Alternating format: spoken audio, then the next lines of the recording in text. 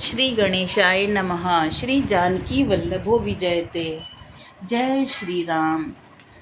श्रीमद् वाल्मीकि रामायण में अयोध्या कांड का तीसरा सर्ग। राजा दशरथ का वशिष्ठ और वामदेव जी को श्री राम के राज्याभिषेक की तैयारी करने के लिए कहना और उनका सेवकों को तदनुरूप आदेश देना। राजा की आज्ञा से सुमंत्र का श्री राम को राजसभा में बुला लाना और राजा का अपने पुत्र श्री राम को हितकर राजनीति की बातें बताना। सभासदों ने कमल पुष्प की सी आकृति वाली अपनी अंजलियों को सिर से लगाकर सब प्रकार से महाराज के प्रस्ताव का समर्थन किया। उनकी यह पद्यांजलि स्वीकार करके राजा दशरथ उन सबसे प्रिय और हितकारी वचन बोले। अहो, आप लोग जो मेरे परम प्रिय ज्येष्ठ पुत्र श्री राम को युवराज के पद पर प्रतिष्ठित देखना चाहते हैं, इससे मुझे बड़ी प्रसन्नता हुई है तथा मेरा प्रभाव अनुपम हो गया है। इस प्रकार की बातों से पूर्ववासी और अन्य नए सभासदों का सत्कार करके राजा ने उनके सुनते हुए ही वामदेव और वशिष्ठ आदि ब्राह्मणों से इस प्रकार कहा। यह चैत्र मास बड़ा सुंदर और पवित्र है। इसमें सारे वन उपवन खिल उठे हैं। अतः इस समय श्री राम का युवराज पद पर अभिषेक करने के लिए आप लोग सब सामग्री एकत्र कराइए। राजा की ये बात समाप्त होने पर सब लोग हर्ष के कारण महान कोलाहल करने लगे। धीरे धीरे उस जनरव के शांत होने पर प्रजापालक नरेश दशरथ ने मुनि प्रवर वशिष्ठ से ये बात कही कि भगवान श्री राम के अभिषेक के लिए जो कर्म आवश्यक हो उसे सांगोपांग बताइए और आज ही उन सब की तैयारी करने के लिए सेवकों को आज्ञा दीजिए। महाराज का यह वचन सुनकर मुनिवर वशिष्ठ ने सबके सामने ही हाथ जोड़कर खड़े हुए आज्ञा पालन के लिए तैयार रहने वाले सेवकों से कहा कि तुम लोग सुवर्ण आदि रत्न, देव पूजन की सामग्री, सब प्रकार की औषधियाँ, श्वेत पुष्पों की मालाएं, खील, अलग अलग पात्रों में शहद और घी, नए वस्त्र, रथ, सब प्रकार के अस्त्र शस्त्र, चतुरंगणी सेना, उत्तम लक्षणों से युक्त हाथी, चमड़ी गाय की पूंछ के बालों से बने हुए 2 व्यंजन और ध्वज, श्वेत छत्र, अग्नि के समान दीप्यमान सोने के 100 कलश और सुवर्ण के मढ़े हुए सींगों वाला एक सांड और समूचा व्याघ्र चर्म और जो कुछ भी वांछनीय वस्तु हैं उन सबको एकत्र करो और प्रातःकाल महाराज को अग्निशाला में पहुंचा दो। अंतःपुर तथा समस्त नगर के सभी दरवाजों को चंदन और मालाओं से सजा दो और वहां पर ऐसे धूप सुलगा दो जो अपनी सुगंध से लोगों को आकर्षित कर ले। दही, दूध और घी आदि से संयुक्त अत्यंत उत्तम और गुणकारी अन्न तैयार कराओ जो 1,00,000 ब्राह्मणों के भोजन के लिए पर्याप्त हो। कल प्रातःकाल श्रेष्ठ ब्राह्मणों का सत्कार करके उन्हें अन्न प्रदान करो, साथ ही घी, दही, खीर और पर्याप्त दक्षिणाएं भी दो।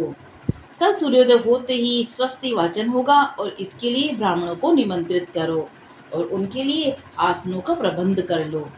नगर में सब प्रकार से पताकाएं फहराई जाएं और राजमार्गों पर छिड़काव किया जाए। समस्त तालजी की संगीत निपुण पुरुष और सुंदर वेशभूषा से विभूषित नर्तकनियां और राजमहल की दूसरी ड्योढ़ी में पहुंचकर खड़ी रहें। देव मंदिरों में और चैत्य वृक्षों के नीचे या चौराहों पर जो पूजनीय देवता है उन्हें पृथक पृथक भक्ष्य भोज्य पदार्थ और दक्षिणा प्रस्तुत करनी चाहिए। लंबी तलवार लिए और गोधा चर्म के बने दस्ताने पहने और कमर कसकर तैयार रहने वाले शूरवीर योद्धा स्वच्छ वस्त्र धारण किए महाराज के महान अभ्युदयशाली आंगन में प्रवेश करें।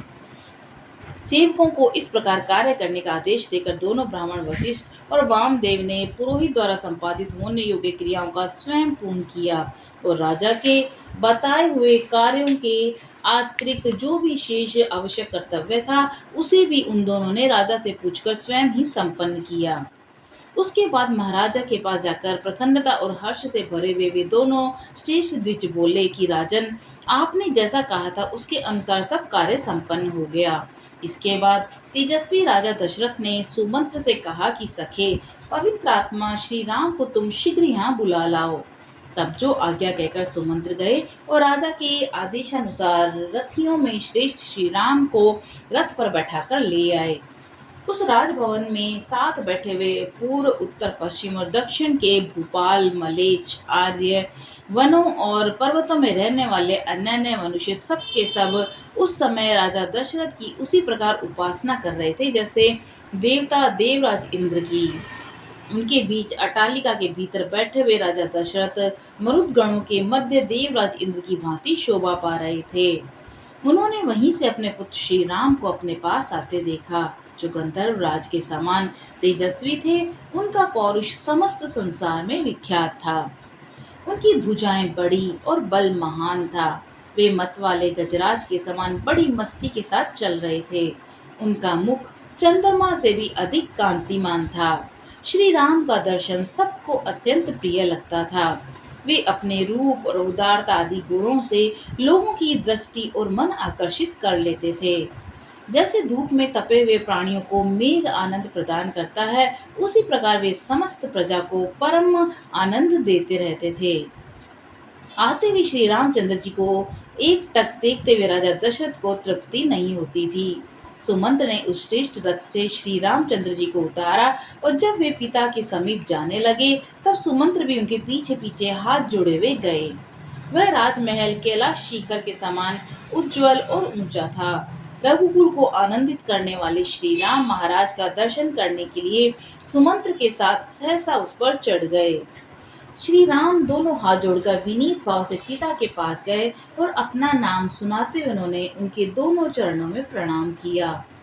श्री राम को पास आकर हाथ जोड़कर प्रणाम करते देख राजा ने उनके दोनों हाथ पकड़ लिए और अपने प्रिय पुत्र को पास खींचकर छाती से लगा लिया। उस समय राजा ने उन श्री रामचंद्र जी को मणि जटिल सुवर्ण से भूषित एक परम सुंदर सिंहासन पर बैठने की आज्ञा दी, जो पहले से ही उन्हीं के लिए वहां उपस्थित किया गया था। जैसे निर्मल सूर्य उदय काल में मेरु पर्वत को अपनी किरणों से उद्भासित कर देते हैं, उसी प्रकार श्री रघुनाथ जी उस श्रेष्ठ आसन को ग्रहण करके अपने ही प्रभा से उसे प्रकाशित करने लगे। उनसे प्रकाशित हुई वह सभा भी बड़ी शोभा पा रही थी। ठीक उसी तरह जैसे निर्मल ग्रह और नक्षत्रों से भरा हुआ शरद काल का आकाश चंद्रमा से उद्भासित हो उठता है।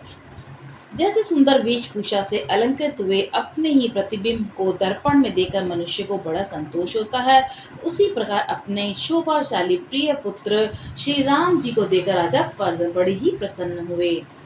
जैसे कश्यप देवराज इंद्र को पुकारते हैं, उसी प्रकार पुत्रवानों में श्रेष्ठ राजा दशरथ सिंहासन पर बैठे हुए अपने पुत्र श्री राम को संबोधित करके उनसे इस प्रकार बोले। बेटा, तुम्हारा जन्म मेरी बड़ी महारानी कौशल्या के गर्भ से हुआ है। तुम अपनी माता के अनुरूप ही उत्पन्न हुए हो और श्री राम तुम गुणों में मुझसे भी बढ़कर हो। अतः मेरे प्रिय परम पुत्र, तुमने अपने गुणों से इन समस्त प्रजाओं को प्रसन्न कर लिया है। इसीलिए कल पुष्य नक्षत्र के योग में युवराज का पद ग्रहण करो। बेटा, यद्यपि तुम स्वभाव से ही गुणवान हो और तुम्हारे विषय में यही सबका निर्णय है, तथापि मैं स्नेहवश सद्गुण संपन्न होने पर भी तुम्हें कुछ हित की बातें बताता हूँ। तुम और भी अधिक विनय का आश्रय लेकर सदा जितेंद्रिय बने रहो।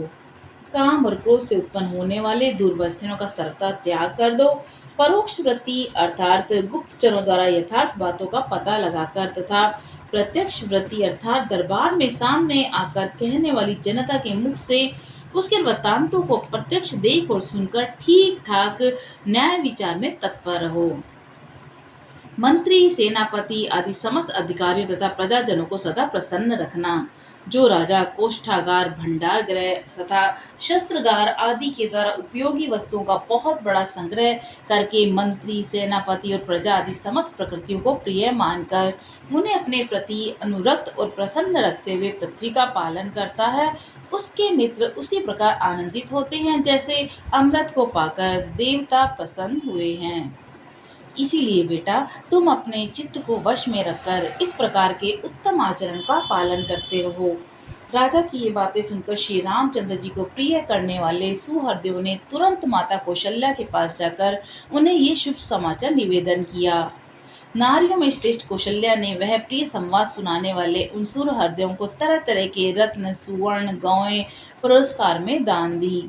इस प्रकार इसके बाद श्री रामचंद्र जी राजा को प्रणाम करके रथ पर बैठे और प्रजाजनों से सम्मानित होते हुए वे अपने शोभाशाली भवन में चले गए। नगर निवासी मनुष्य ने राजा की बातें सुनकर मन ही मन ये अनुभव किया कि हमें शीघ्र ही अभिष्ट वस्तु की प्राप्ति होगी। फिर वे महाराज की आज्ञा लेकर अपने घरों को गए और अत्यंत हर्ष से भरकर अभिष्ट सिद्धि के उपलक्ष्य में देवताओं की पूजा करने लगे। इस प्रकार श्री वाल्मीकि निर्मित आर्ष रामायण आदि काव्य के अयोध्या कांड में तीसरा सर्ग पूरा हुआ। बोलो सियावर रामचंद्र जी की जय, पवन सुत हनुमान जी की जय।